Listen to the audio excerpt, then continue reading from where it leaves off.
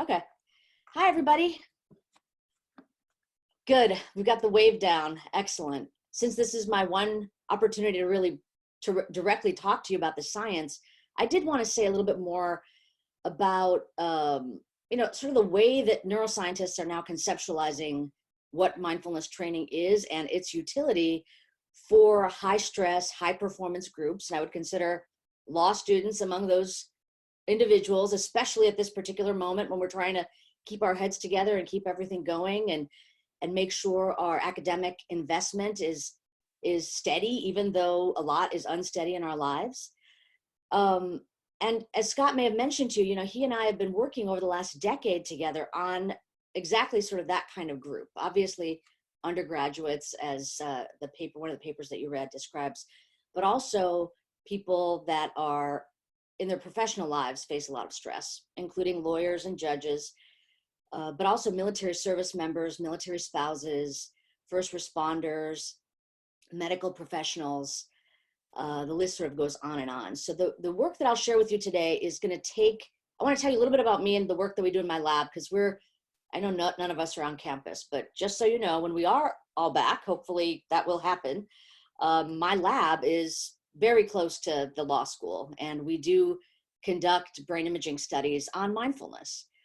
So just know that what I'm telling you today isn't sort of just written in the past, but it's actively happening now. Actually, I don't know if I told you, Scott, but we're in the process of getting a new scanner. So even though really nobody's on campus, one of the people in my lab was in the building yesterday picking up something, and pieces of the scanner were everywhere as we're getting upgraded to a new, more powerful scanner. Okay, so I'll just start out by telling you guys a little bit more about work in my lab. Frankly, this slides are just an aid to just get through the discussion. We don't really need to see them. So just to back up, so in my laboratory, I'm a cognitive neuroscientist, which means that the work in my lab is interested in understanding how the mind is instantiated within the hardware of the brain, so to speak, and in particular, how it is that this important brain function of attention actually is taking place. Like, what are its functional properties? So we use a variety of different techniques, like functional MRI, as I mentioned. It's just kind of like it's like a scanner you might go into to get your knee or your back scanned, to make sure it's healthy. But we have specific software that allows us to track brain function by tracking blood flow in the brain. And so we use functional MRI, we use electrical recordings, EEG, and behavioral tasks to tap into how attention works. And after doing this, since my graduate school days, which are long, long ago, and then, of course, being a professor, what we realized is that, as you all know, attention is incredibly powerful, extremely powerful. It's needed for every single thing we're doing, including your ability to hear my words and comprehend what they mean, right? But at the same time, if you've had a chance to watch the TED Talk, I talk about this.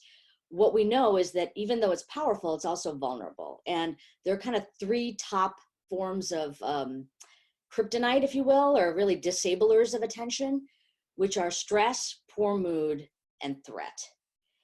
And if we could live a life without having those, that would be great, but we can't, especially like if you think about this current moment, none of us wanted to experience any of the stress, poor mood, or threat that comes with this. Scott, slides are capable? Okay.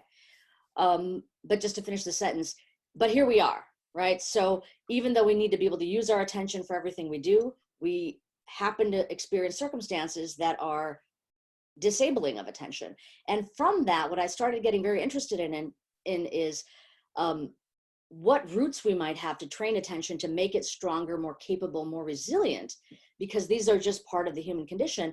And not only they're part and parcel of just normal everyday life, but for some professions, including the profession that you all are pursuing, it's sort of characteristic of what it means to be in your professional context. You are probably going to be called upon in moments where you or other people are going to be experiencing stress, poor mood, and threat. Whether that's, obviously in the case of soldiers, it may be physical threat.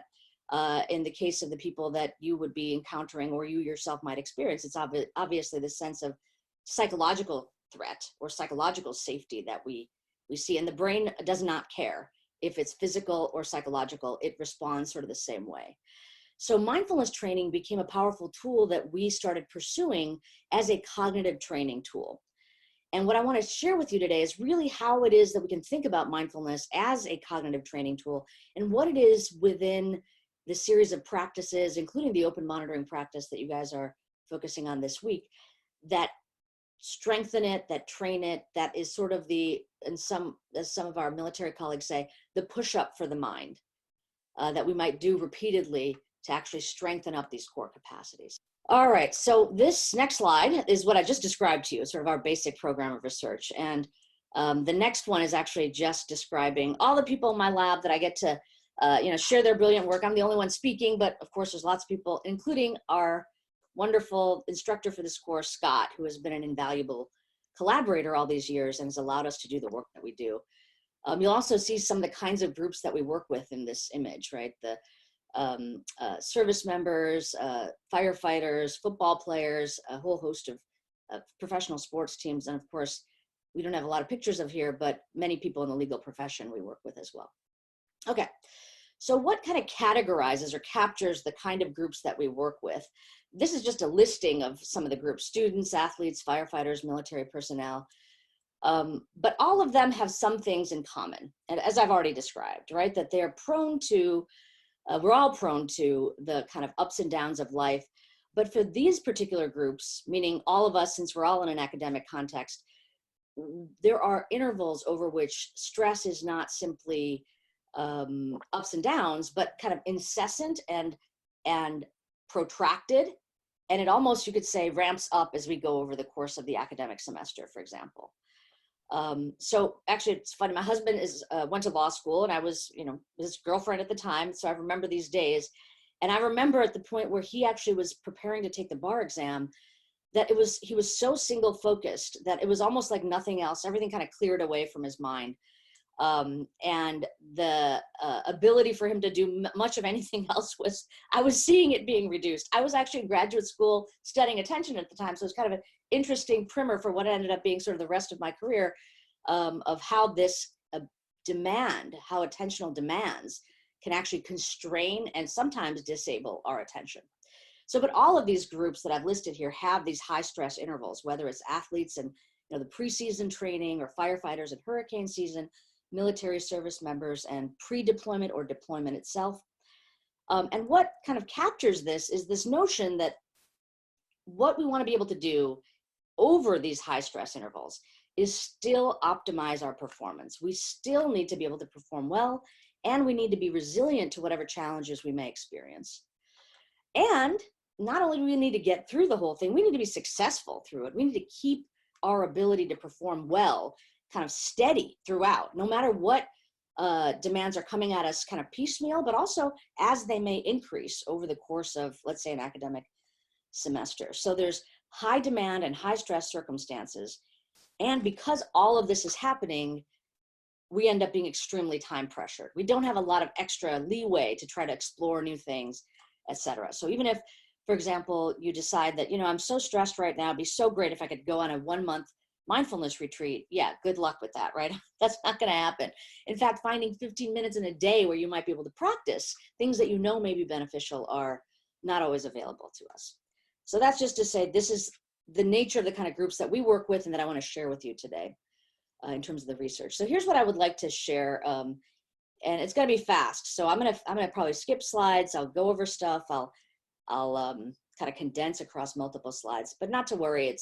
It's essentially captured in this overall roadmap, and the next slide that'll give you sort of the take-home messages. So we'll talk about what mindfulness training is, and I know you're all familiar with it already, but really the way I'll talk about it is that how it's related to this notion of training the mind, training the brain, and strengthening attention. And we'll talk about why it's useful, which I think you all already kind of get the sense of this through your pursuit over this semester on the topic. I want to kind of back up from that to just ask a more general question: is, does it work? Meaning, if we put our effort into training ourselves and training our minds, what's the evidence to date that this is an effective use of our time? And it's a very brass tacks kind of question, does it matter? And I will try to give you a sense of, at least in this moment, why we do think it matters, and why we think it matters even for people that have very little time, because it provides such key strengthening of these capacities that become vulnerable over stress.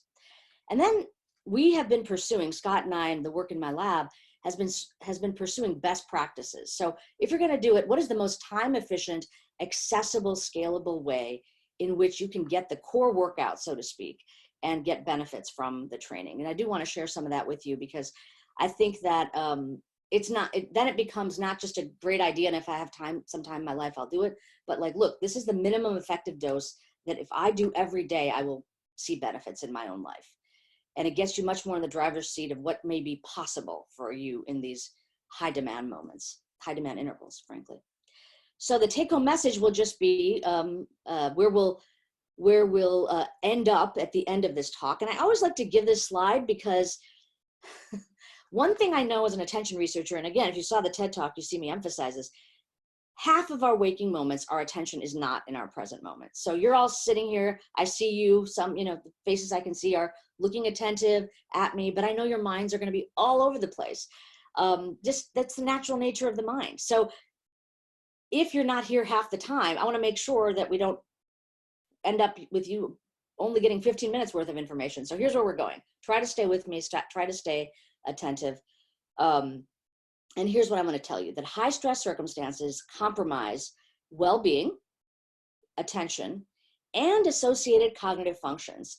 So these are things that need attention to be able to work well. Situational awareness, what's happening right now? Can I read the room? What are the current demands that are required? Decision-making, planning, problem solving.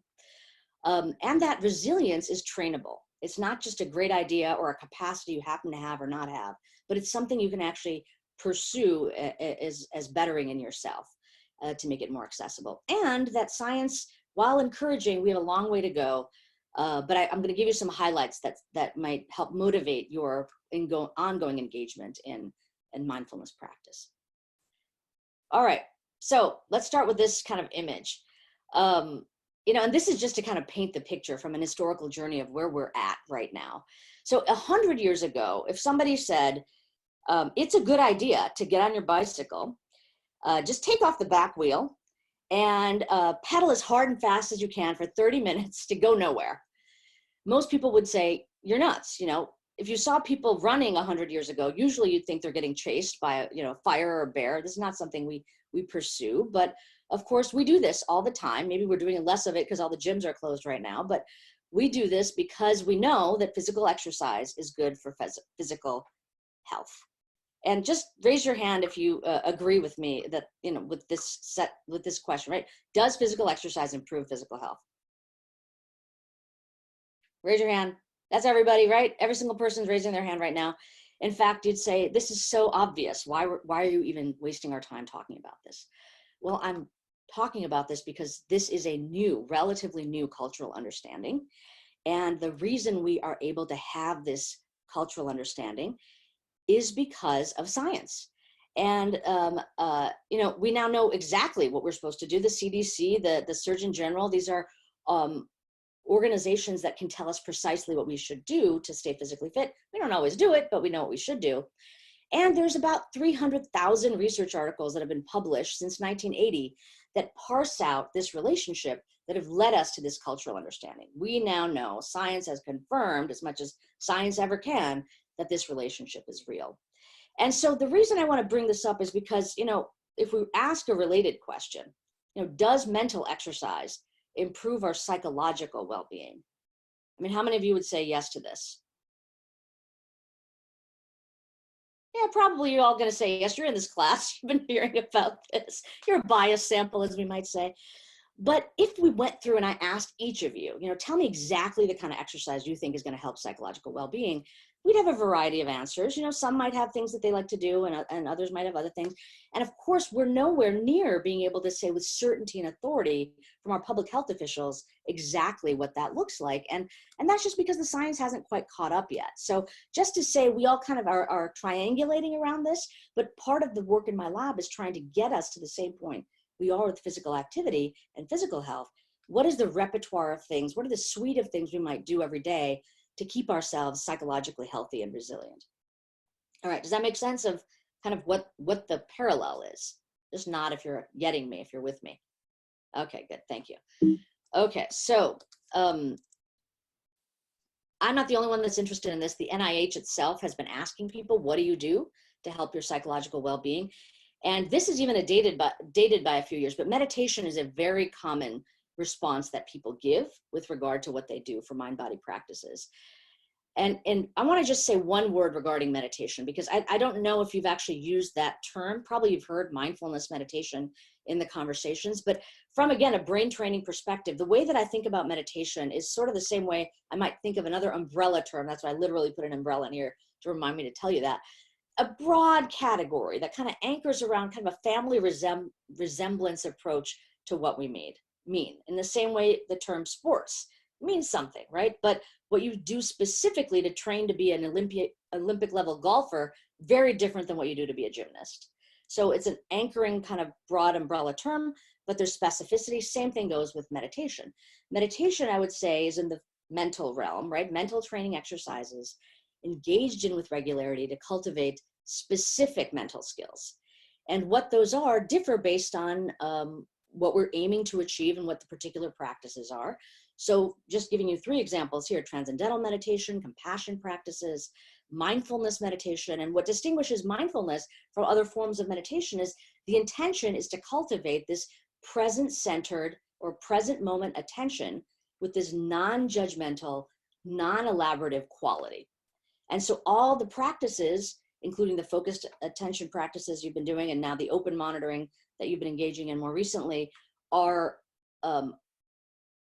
built as a package deal to try to promote this understanding. Okay, it's just to say that's what I mean when I use the term meditation. Maybe as even a slight digression from broader conversation.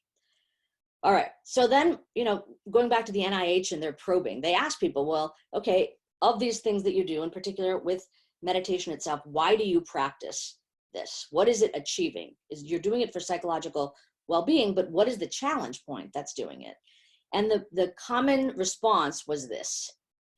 Everybody really consistently said stress is what was driving their interest in doing it. I'm going to remove this slide because it always stresses me out. So let's talk a little bit about stress, attention, and performance. And let me just ask, has anybody seen this Yerke-Dodson law before? Is this something that you've ever encountered before? Just nod if it's a no. No, okay. So I want to talk to you about this, because I think that I will say probably you guys fall into this category, and definitely some of the special operators and Marines fall into this category. When I start saying that stress is a problem, often people will say, no, stress activates me. Stress actually motivates me to rise to the challenge, to be my best. It actually gives me the impetus to do well. And yet here I am saying, look, stress over long periods of time is not good for you, and your attention will degrade because of it, which we experience some of the well-being challenges with too much stress, but we might not connect it with our attentional capacity.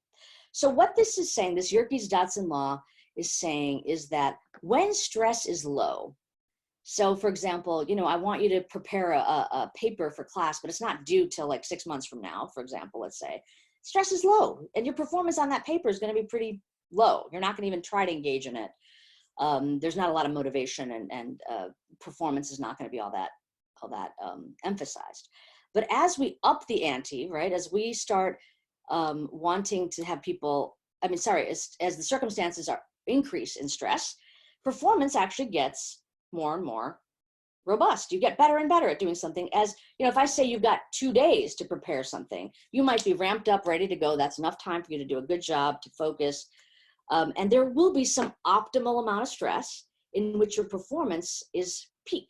So there's a sweet spot of the level of demand, the level of stress, and your performance. Would you all say that resonates with your experience? That sometimes it does feel like stress can kind of motivate good performance.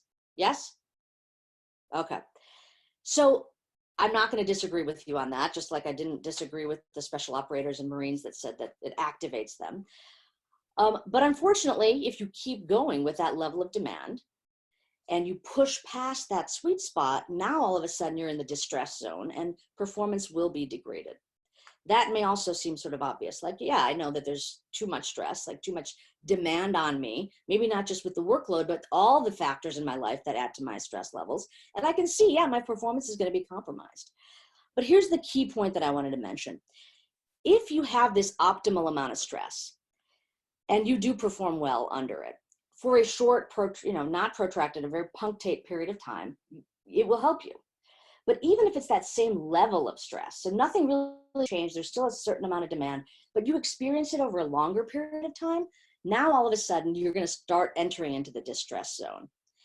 And I think that's also important to say, that even if it feels like, I've done this before, what's the problem? Well, you may have done it before, but everything that came before and everything that comes after may be actually pushing you into distress. So this is just to say there is this lawful relationship between how much demand there is on you, how much experienced of perceived overwhelm, which is what perceived stress is, and your performance. Does that make sense to y'all? Okay. So, I think that I'm going to just kind of jump right into, since our time is so short, some of the studies we've done in military service members.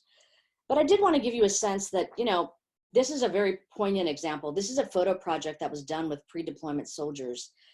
Just pictures taken of their faces before they were deployed, during deployment, and after deployment. And we don't need to say much, but I'll just read this, I think, beautiful St. Jerome quote that captures it. The face is the mirror of the mind. The eyes, without speaking, confess the secrets of the heart. And you can just see it on their faces, that over periods of high demand, there are costs. And those costs show up, not so much in a poetic, artistic sense, but in an actual brass tacks. I keep using that term, and I realize you guys are all law students, so I shouldn't use that. But in the context of just research, if we actually probe people, so we have our participants come in at the beginning of what we know will be a high stress interval. That can be deployment in the context of service members, students in the context of an academic semester. If we were working with lawyers that were on some kind of long-term preparatory interval for a case, or actually in the middle of pursuing a long trial, the high stress interval can be a week, 2 weeks. It could be at whatever interval that you'd like, over which there's incessant demand that's unending and performance needs to be maintained. So we say, okay, we see the starting point of this. We ask them to report their well-being. After 2, 4, 6, 8 weeks later, months later, we ask them again. And what we see is what you saw in those images of the soldiers' faces, that well-being will decline. And maybe that's no surprise, right? We experience that. And I just want to contrast that with what would happen, which is this dotted line of having no real chronic high demand interval that you're experiencing. So we might have little ups and downs around that, but we're not going to just overall start sliding down the slope. But that is what we see with high stress intervals. And I want to relate that now to attention, because this is our experience, our well-being, but we might not think of what happens to our attention as this core capacity we need to be able to actually manage the task demands of the high stress interval. But you'll see how it relates. So let's just take a moment and talk about attention. And Scott, tell me how much time I have left. We're going to go till 11:15. So allocate it however you'd like. Okay, great. So I think what I'm going to do is actually just talk to you about attention. And I think I'm just going to actually stop the share so I can see your faces. And then what I'm going to do after I talk to you a little bit about attention in probably the last 3 or 4 minutes is I want to describe to you the research that we've been doing with regard to attention. But what I want to do is actually describe 3 brain systems of attention that really parcel out what this system is. Now, when I say the word attention, if I kind of asked you, just, what does that mean to you? Some of you might say, well, maybe it has to do with focus or being able to concentrate, etc. But attention actually has multiple interacting capacities. And one metaphor that we use often with regard to attention is the flashlight metaphor. So wherever it is that you are directing that mental flashlight, you'll get privileged access to information. So if you're on a darkened path and you're walking and you direct your flashlight to the path, you'll be able to see clearly what's going on, and it'll help you so you don't fall, on any rocks or pebbles. But you pretty much won't have access to anything else around you, right? It's privileged access to just the path. And the same thing goes with the mind's capacity to pay attention. It's just like the flashlight. Wherever it is that you direct that flashlight in the external environment. So right now, if you're directing it toward your screen, you're going to get more information about, me and what I look like and my the words coming out of my mouth. relative to if you're trying to listen to something in another room or you're actually on your phone or whatever it is, right? You get that.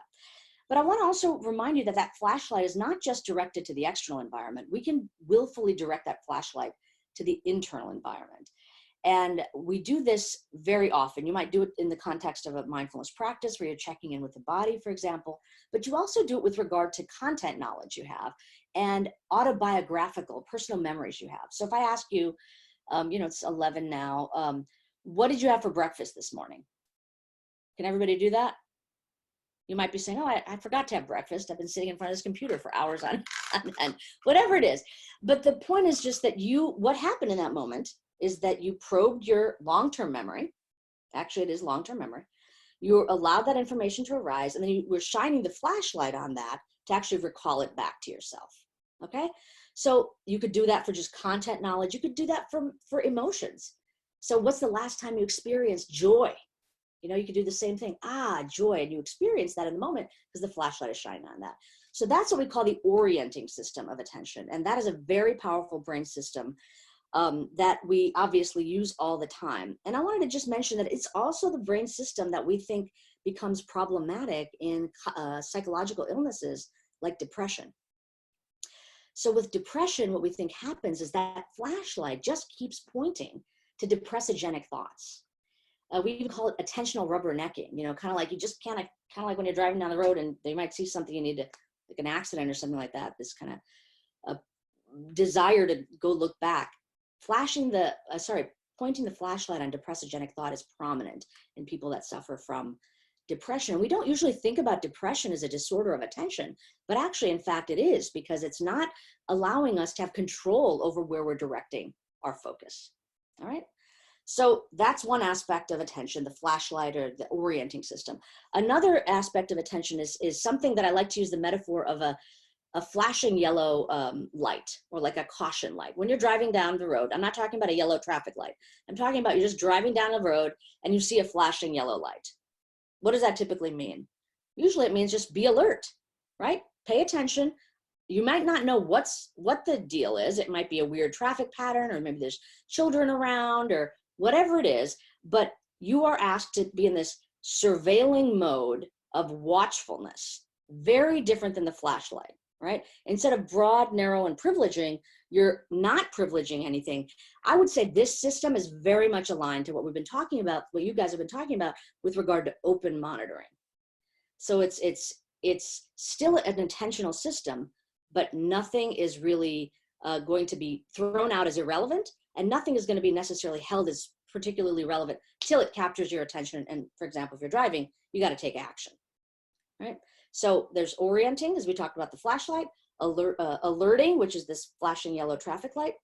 And that system actually ends up being quite problematic in disorders like anxiety and PTSD. And what ends up happening with the alerting system is that everything sort of feels in one's life like that yellow flashing light, traffic light. It's like you're on this hyper vigilant, hyper alert perspective. So again, just to make clear that what we might have thought of as this psychological disorders aspect that has to do with our emotional state actually is tied to the way that our attention system functions, okay? And then the third type of attention is, I like to use the metaphor of a juggler. And this is something called the executive system of attention. We use that term executive because it's very much like the executive of a company. The job of the executive is not to do every single task, right? But to oversee what's going on. And just like that juggler, you have to make sure all the balls are happening, they're in the air, and none of the balls are dropped, to make sure that your goals and your performance are aligned. And often in disorders like ADHD, for example, the juggler is kind of not working all that well and balls get dropped. The goals and the behavior don't always align. So the reason I'm mentioning all three of these systems is because in the work we're doing with attention and mindfulness training, what we find is that under high stress circumstances, all three of these systems become compromised. You're more prone to having that flashlight point in the wrong direction, or not even know where it's pointing. Kind of you land somewhere and you don't know. You end up hypervigilant sometimes, where you kind of excessively watchful about what might be happening, and anxiety may emerge. And I think probably more critically, this impacts your ability to ensure that your performance and your goals are aligned. Okay, so what I want to do is just share with you the research we've been doing where we've taken individuals over high stress circumstances, and these are military service members. And what we have had to do is actually take mindfulness training programs that are mostly quite long, 8 weeks, 24 to 40 hours, where you're practicing 45 minutes a day. We're asking people to practice 45 minutes a day, which have shown wonderful results in the civilian medical context. We know that people, their bodies are functioning better. They have more resilience to physical disorders, for example. They have better physical health. Things like rheumatoid arthritis or high blood pressure are benefited from mindfulness training with these longer form programs. We know that the mind is benefited from these longer form programs. So for example, anxiety, depression, PTSD, ADHD benefit from these 8-week programs that are offered in over 700 medical settings around the world. And then finally, we know that relationships are also known to be better with mindfulness training of this sort. So in some sense, we know from the civilian literature that, and I'm saying civilian because I'm kind of contrast that with the military work that we've done. We know from this literature that attention with all three of these systems is strengthened. And we know that there are improvements in the body's physical health, the psychological health of the mind, and our relationships. All right. But unfortunately, because this training program is so long, it's almost a non-starter to offer people in these high stress circumstances. Because I don't have I would say I myself, even though I study this and I know the benefits, I don't have 40 hours to give right now or 45 minutes a day to give. And Scott and I in our conversations and all of his wonderful work over these decades on contextualizing training and optimizing delivery so it's really most efficient and effective and minimizes time demands, he and I have pursued this training program where we've been able to condense the training down into about 8 hours over 4 weeks, where we offer people and ask people to do about 15 minutes of practice a day. And so far what we're finding is that the minimum effective dose, so to speak, is people that are practicing, I would say, I call it the sort of daily dozen, 12 to 15 minutes a day. And if you do that for at least 3 times a week, you're going to start being able to protect your attention and all of these corresponding and related functions. Okay, so that to say that once you know the basics of how to practice, the suite of practices, focused attention, open monitoring, for example, and then you commit to some period of time as you're able to, trying to achieve around 12 to 15 minutes a day, you will see benefits. All right, so let me just share just some of the more recent studies that we've done in the last kind of 5 minutes. No, it won't even take me 5 minutes because it's just a couple slides that I want to share with you. So this is a project where we offered this program called Mindfulness-Based Attention Training, MBAT, this 8-hour, 4-week program where we asked people to practice 15 minutes a day. We offered it to firefighters, Miami-Dade firefighters, but we were actually asking them to practice not during hurricane season, but actually before hurricane season. So we didn't expect that their attention would actually degrade over the 4-week interval of the training because they weren't in an excessively high demand interval. And we just asked them what their resilience was like. How are you feeling with regard to your own capacity to be resilient? And I'm just showing you here the results from that study. So what you should see, do you see the slide now again? Just nod, okay. So we had one group that got nothing and they remained pretty stable in their resilience. We had a group that got relaxation training. So another powerful tool that can be used to actually feel better in certain high demand circumstances, though these people weren't in a particularly high demand circumstance. No change in the relaxation group over 4 weeks. They maintained, they were stable over time. But the mindfulness training group significantly improved. The people that got this MBAT program reported feeling more resilient, suggesting to us that we were able to train resilience.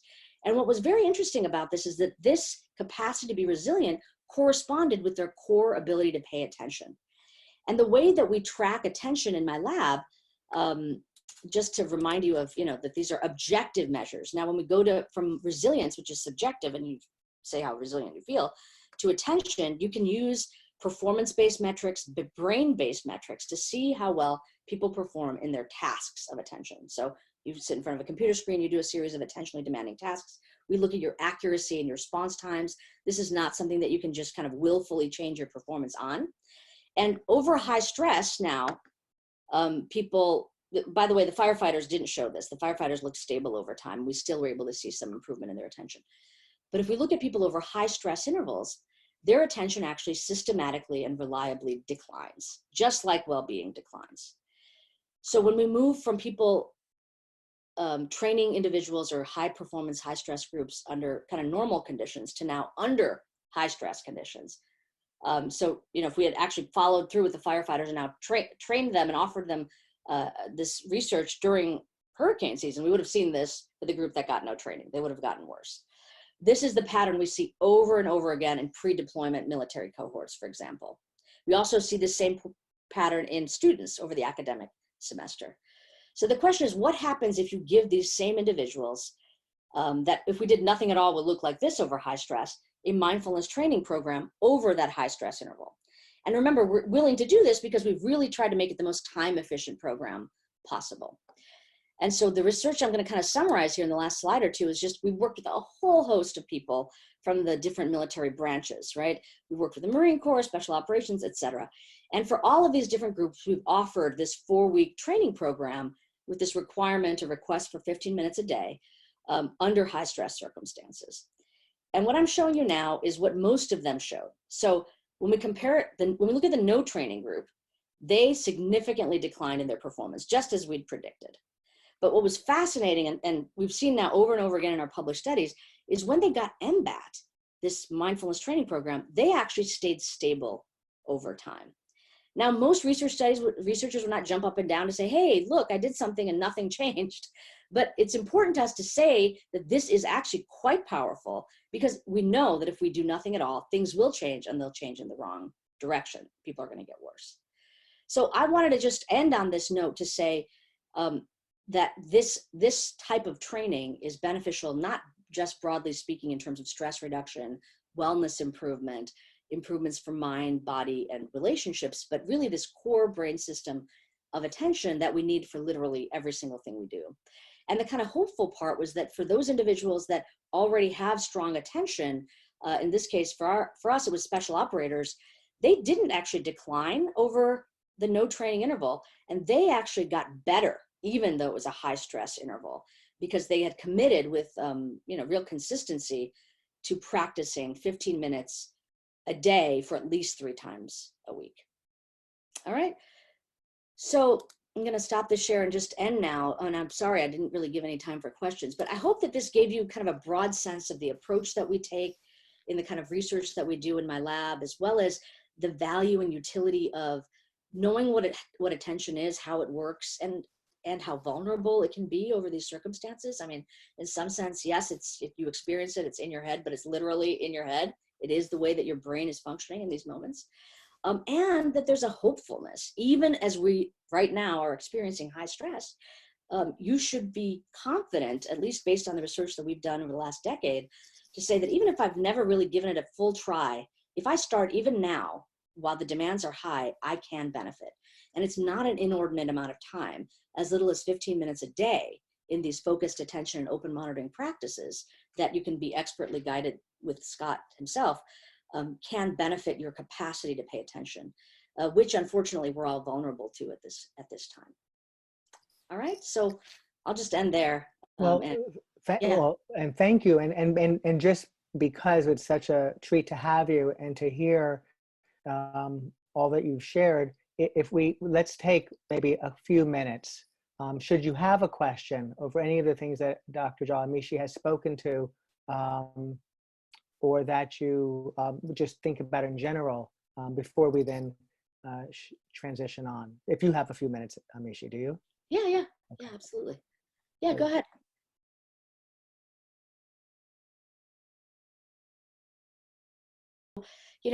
That's, first of all, I'll just say under active investigation, right? Because the first thing is that the whole category of physical ailments that have been well studied are those tied to those known to have a relationship to people's stress levels, and that are in this category of being sort of related to autoimmune functions, which are again tied to stress.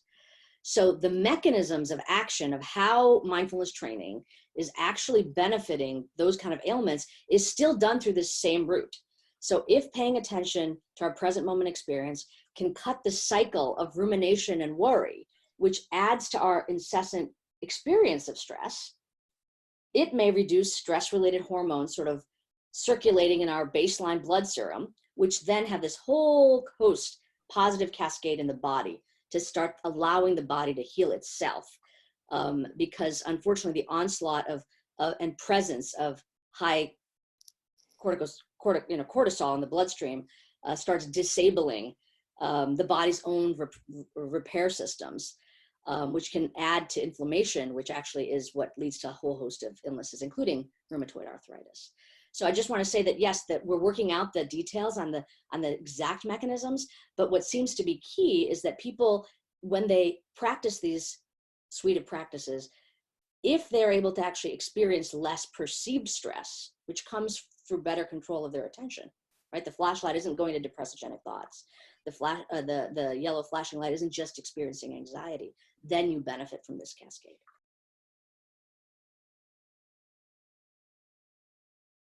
I mean, that's a great question. I'm very glad that you've got Scott to lean on for more direct guidance for practices, but just from the kind of mechanistic approach, right? So this is a battle for your attention in some sense. There's the task at hand, which you're deciding with your voluntary attention system to point the flashlight on the task at hand. That's what you want to do. And all of a sudden you're finding that it's getting yanked over here or yanked over there. And then it's causing this sort of broader vigilance or hypervigilance that can be problematic. So I think you're already on track with one aspect, which is that you're noticing all of this. You're aware of the kind of stew or milieu that you're in right now. And then the other thing is that you're actually leaning on practice already. So you know that when things feel like I'm not able to actually get a handle on what's going on, maybe if I actually take a few moments and practice, I can kind of recapture some of those aspects of my own capacities to continue. If you can actually go an hour right now before you're incessantly looking at your phone, that's actually a success. So to remember that too, is that these are trying times. But here's a couple things that I would suggest you think about. Do it in bite-sized chunks. So if it seems like about an hour or 45 minutes is your upper limit of how long you're able to pay attention before that kind of tug starts reemerging, make that the dedicated period of time. You know, just like you would for mindfulness practice, say, okay, 15 minutes, timer's on, that's what I'm doing.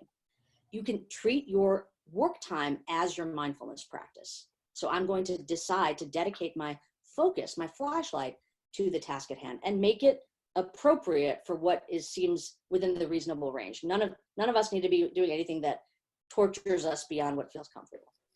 Now, after that period of time is done and you now are free to do whatever you want, and the urge to pick up the phone and look comes up, or turn on your browser to start reading the news, I want you to just remember that noticing component. And part of that noticing is also noticing not only our state as we enter this interface. Usually we're doing it so fast, we're already on our phone. We're already on the 10 bad news things that have happened since the last 45 minutes, right?